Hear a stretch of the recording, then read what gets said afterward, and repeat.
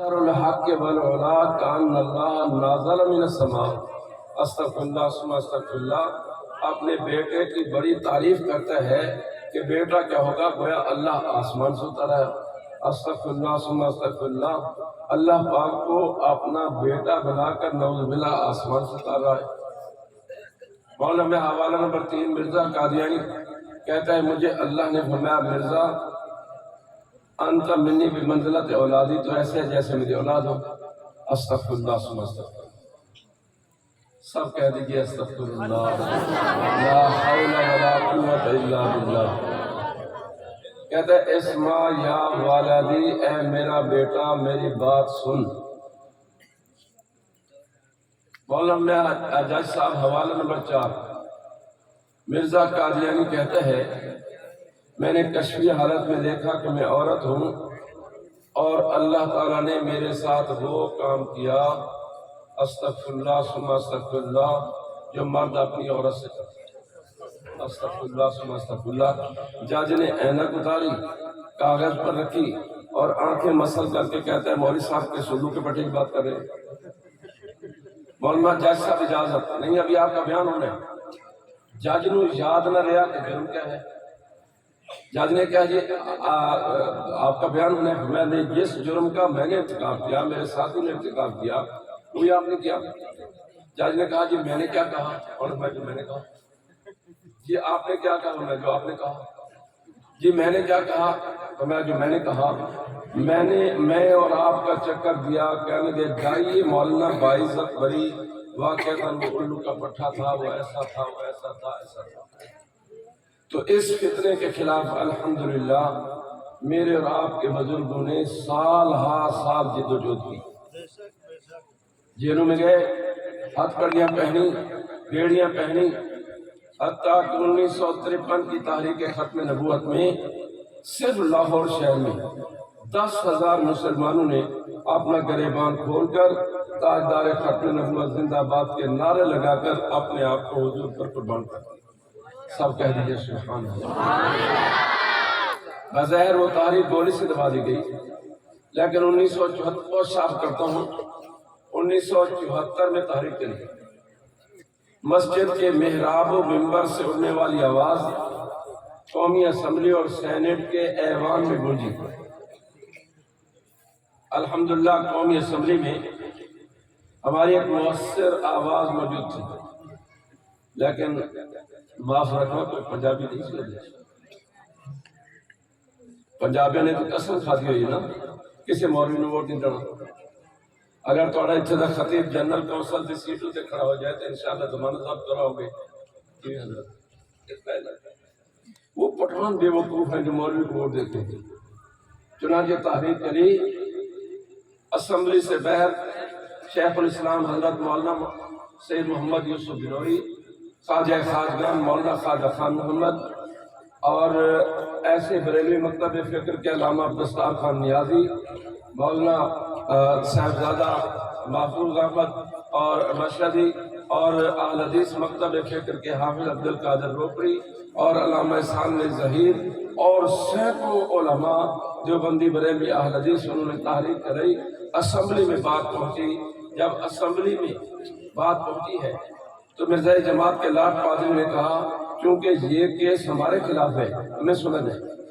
چنانچہ جناب ذوالفقار علی بھٹو جو وزیر اعظم تھے انہیں قومی اسمبلی کو خصوصی کمیٹی قرار دے کر مرزا جماعت کے لاٹ پادری کو بلایا، اور جس دن پہلے دن ہی جب مرزا ناصر پیش ہوا اور ہمارے مولانا مفتی محمود حضرت مولانا غلام غوث ہزاروی، علامہ شاہ نورانی اور ہمارے علماء نے اس پر تابڑ توڑ دلائل کے حملے کی بوچھاڑ کی، تو اس نے کہا کہ میں مفتی محمود کے سوالوں کا جواب نہیں دوں گا، میں مولانا غلام غوث کے سوالوں کا جواب نہیں دوں گا، میں علامہ نورانی کے سوالوں کا جواب نہیں دوں گا۔ اسپیکر نے کہا کہ یہ اسمبلی وزیر اعظم کے حکم سے خصوصی کمیٹی اور جوری اور عدالت کی حیثیت اختیار کر چکی ہے، یہ سارے جج ہیں، آپ سے جو چاہیں سوال کریں، تاکہ پھر میں نہیں آتا۔ ہمارے ذات نے کہا ہمیں کوئی شوق نہیں۔ چنانچہ ہم نے عالمی مجلس تحفظ ختم نبوت میں اپنی ساری لائبریری ملتان سے اٹھائی اور اسلام آباد گورنمنٹ لاجز مولانا مفتی محمود کے کمرے منتقل کر دیا۔ اور یحییٰ بختیار اس وقت اٹارنی جنرل تھے، وہ مقرر ہوئے۔ ہمارے استاد محترم فاتح قادیان، مولانا محمد حیات، مولانا عبد الرحیم اشعر اور ہمارے دوسرے مبلغ اور مناظر رات کو یحییٰ بختیار کی تیاری کراتے، دن کو یحییٰ بختیار کرتا۔ اللہ پاک اسے جزائے خیر عطا فرمائے۔ اس نے امت مسلمہ کی کے کیس کی پیروی کا حق ادا کر دیا۔ سب کہہ دیجیے الحمدللہ۔ اس کا ایک انٹرویو ہے، کہتے ہیں ایک دن مجھے پرائم منسٹر ہاؤس سے فون آیا، وزیر اعظم سے، یا کہاں میں نے کہا آفس میں، کہا تم بھٹو صاحب یاد کر رہے ہیں۔ تو میں بھاگم بھاگ وزیر اعظم ہاؤس پہنچا، دیکھا کہ بھٹو صاحب کے چہرے کا رنگ اترا ہے۔ میں نے کہا سر کیا ہوا؟ کہنے کہ ابھی مرزا ناصر احمد آیا تھا اور وہ کہتا تھا تمہارا اٹارنی جنرل مجھے کافر قرار دیوانے پر تلا ہوا ہے۔ یحییٰ بختیار مرحوم کہتے ہیں بجائے اس کے کہ میں قرآن پاک سے دلائل دیتا، احادیث نبویہ سے دلائل دیتا، فقہ اسلامی سے دلائل دیتا، میں نے کہا توجہ میں نے کہا وہ کہتا ہے جی ذوالفقار علی بھٹو کافر ہے، وہ کہتا ہے پھر فاتح والے کافر ہیں، وہ کہتا ہے جمعیت علماء والے کافر ہیں، وہ کہتا ہے دیوبندی کافر، بریلوی کافر، مقلد کافر، غیر مقلد کافر، یہ ہم سب کو کافر قرار دیتا ہے۔ اب آپ فرمائیں ہم سب کافر ہوں گے یا اکیلا یہ کافر ہوگا؟ بقول یحییٰ بختیار جناب ذوالفقار علی بھٹو مرحوم نے 5-7 بڑی بڑی گاڑیاں لڑکائی اڑے لی اور کہا یہ سور کا بچہ کافر ہوگا، اب کافر ہوگا۔ تو 13 دن کی بحث کے بعد پوری کی پوری قومی اسمبلی نے 7 ستمبر 1974 کو ایک متفقہ آئینی ترمیم کے ذریعے قادیانی کو کافر قرار دیا۔ سب کہہ دیجیے الحمدللہ۔ پھر 10 سال مزید محنت کی اور یہ 1974 میں جناب ذوالفقار علی بھٹو تھے اور 1984 میں جناب ضیاء الحق تھے۔ ضیاء الحق کے دور میں ہم نے تحریک چلائی۔ ضیاء الحق نے بحیثیت صدر مملکت تعزیرات پاکستان میں دفعہ نمبر 298 کا اضافہ کرتے ہوئے قادیانیوں کی سرگرمیوں پر پابندی عائد کر دی۔ سب کہہ دیجیے الحمدللہ۔ اب وہ غلام احمد کو نبی علیہ السلام نہیں کہہ سکتے، اس کی بیوی کو ام المومنین، تسی بولو میرے 2 بیویاں سن، ایک مسلمان رہ گئی، اور پتر دا نام فضل احمد، انہوں قادیانی لٹریچر کہنا ہے فجری ماں۔ جو مسلمان رہ گئی وہ دا نام کیا رکھتے ہیں؟ فجری ماں۔ اور جو اسے نعوذ باللہ نبی مانتی ہے اسے خدیجہ الکبریٰ رضی اللہ تعالی عنہ کا مقام دیتے ہیں اور اسے ام المومن قرار دیتے ہیں۔ اللہ پاک جناب ضیاء الحق کو جزائے خیر عطا فرمائے۔ انہوں نے کہا کہ جناب امہات المومنین یہ الفاظ جو ہے یہ حضرات نبی پاک صلی اللہ علیہ وسلم کی ازواج مطہرات کے لیے ہے، اور صحابہ کرام رضی اللہ عنہم صحابی کا لفظ حضور کے ساتھیوں کے لیے ہیں، یہ قادیانی استعمال نہیں کر سکتے۔ غرض ہے کہ قادیانی مختلف عدالتوں میں گئے، ہر عدالت میں انہیں جوتے لگے۔ سب کہہ دیجیے الحمدللہ۔ اس وقت پوری دنیا میں قادیانیت ایک بدترین گالی بن چکی ہے۔ کوئی قادیانی اپنے آپ کو قادیانی کہنے کے لیے تیار نہیں ہے۔ آپ کسی قادی سے بات کریں تو تو قادیانی کہنے لیں، جی میں ہم کیوں؟ بھائی دیکھیں ہمارے آقا صلی اللہ علیہ وسلم کہاں پیدا ہوئے؟ بولو، بچے بولتے نہیں، بڑے نہیں بول رہے۔ کہاں پیدا ہوئے؟ مکہ میں پیدا ہوئے۔ تو ہم مکی کہلانا فخر سمجھتے ہیں کہ نہیں؟ ہمارے آقا صلی اللہ علیہ وسلم مدینہ طیبہ میں آرام فرما رہے ہیں، ہم مدنی کی نسبت اپنے لیے باعث فخر سمجھتے ہیں کہ نہیں؟ جب مرزا قادیانی قادیان میں پیدا ہوا تو قادیانی اپنے آپ کو قادیانی کیوں نہیں کہتے؟ اس لیے کہ ہمارے بزرگوں نے اسے ایک بدترین گالی بنا دی ہے۔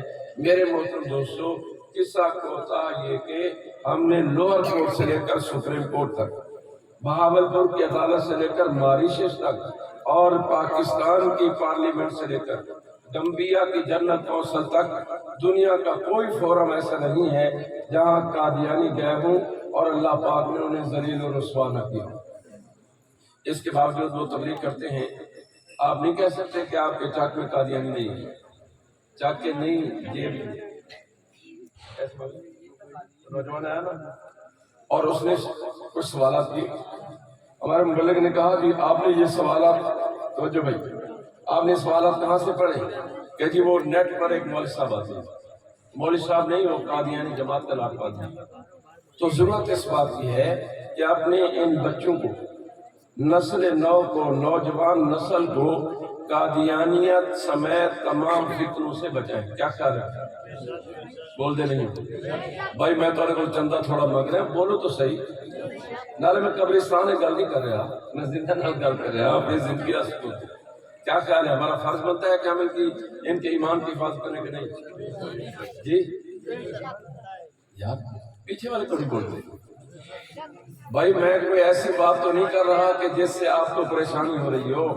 میں یہ کہہ رہا ہوں کہ ہمارا فرض بنتا ہے کہ ہم اپنی نسل نو کے ایمان کی حفاظت کریں۔ کیا خیال ہے؟ فرض ہے کہ نہیں؟ چنانچہ عالمی مجلس تحفظ ختم نبوت الحمدللہ پورے ملک میں بڑے بڑے اجتماعات منعقد کر رہی ہے اور کر چکی ہے۔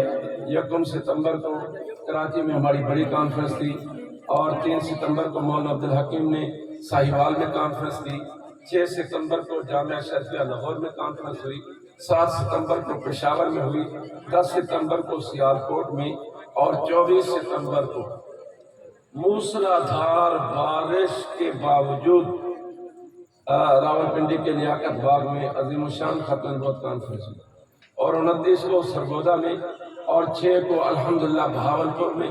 یہ بڑے بڑے اجتماعات منعقد ہوئے ہیں، اور ہمارا آخری اجتماع جو ہے وہ 27-28 اکتوبر کو جناب نگر میں ہوگا۔ جناب نگر جانتے ہیں؟ جی بولو تو صحیح یار، کیا بات ہے، آپ کیوں نہیں بولتے؟ بھائی میں آپ سے چندہ نہیں مانگ رہا، آپ بولیں تو صحیح، میں زندو سے بات کر رہا ہوں۔ جناب نگر جانتے ہیں؟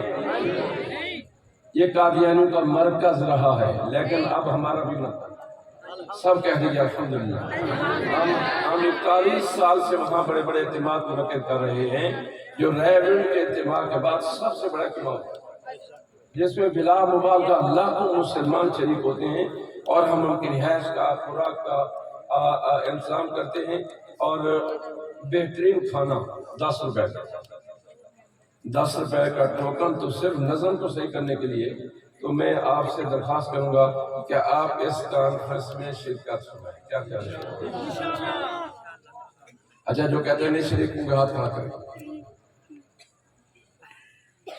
اچھا، جو کہتے ہیں شریک ہوں گے ہاتھ کھڑا کریں۔ نعرہ تکبیر، دار ختم نبوت، دار ختم نبوت، قادیانیت مردہ، قادیانیت پر لعنت بے شمار، قادیانیت پر لعنت۔ اللہ پاک آپ کے اس اجتماع کو اپنی بارگاہ میں قبول و منظور فرمائے، میری اور آپ کی حاضری کو قبول فرمائے، اور ہمارے لیے مغفرت کا ذریعہ فرمائے۔ ہمارے پاس اسپیکر بھی موجود ہیں، اشتہار بھی موجود ہیں، فلیکس بھی موجود ہیں، ہم آپ کے یہاں منتظم کون ہیں انہیں دے جاتے ہیں، اور قرب و جوار کے چکور کے حضرات یہاں سے اسٹیکر لے جائیں، اشتہار لے جائیں، اپنی مساجد میں لگائیں۔ اور ابھی تقریباً 12-13 دن موجود ہیں، اور ان 12-13 دنوں میں آپ جو ہے آنے والے جمعہ میں بھرپور توجہ دلائیں، اور ائمہ کرام سے درخواست ہے کہ وہ ہر نماز کے بعد بلند آواز سے دعا میں یہ کہتے ہوئے دعا کریں کہ یا اللہ ہماری 27-28 اکتوبر کو جناب نگر درگاہ میں ہونے والی کانفرنس کو اپنی بارگاہ میں قبول فرما۔ یہ ایک اشتہار بن جائے گا، اور اگر استدعا کر دیں تو اپنی بیگمات سے بھی کہیں کہ یہ صحیح آپ بھی نماز کے بعد دعا کر دیا کہیں گے؟ مولانا ہمارے کہتے ہیں ڈر رہے ہیں، بھائی بولو تو صحیح، اللہ کے بندے کہیں گے نا، گھر والوں کو کہیں، وہ بھی ہر نماز کے ساتھ ان اجتماعات جو پھر اس بعد رحمت کے اجتماعات بھی آ رہے ہیں۔ اللہ پاک ہمارے تمام دینی اجتماعات کو اس اجتماع سمیت قبول فرمائے۔ ہاں، جامعہ عبیدیہ میں ہمارے حضرت اقدس پیر طریقت رہبر شریعت شیخ الحدیث و تفسیر حضرت مولانا سید جاوید حسین شاہ صاحب دامت برکاتہ العالیہ، جو میرے بھی مرشد ہیں، ان کے ہاں آنے والی بدھ جمعرات جمعہ 3 دن اجتماع ہے صوفیاء کرام کا، جہاں اللہ اللہ کرنے کا طریقہ بتایا جاتا ہے، اس میں بھی آپ حضرات شرکت میں۔ اقول قولی ھذا والحمد للہ رب العالمین وما علینا۔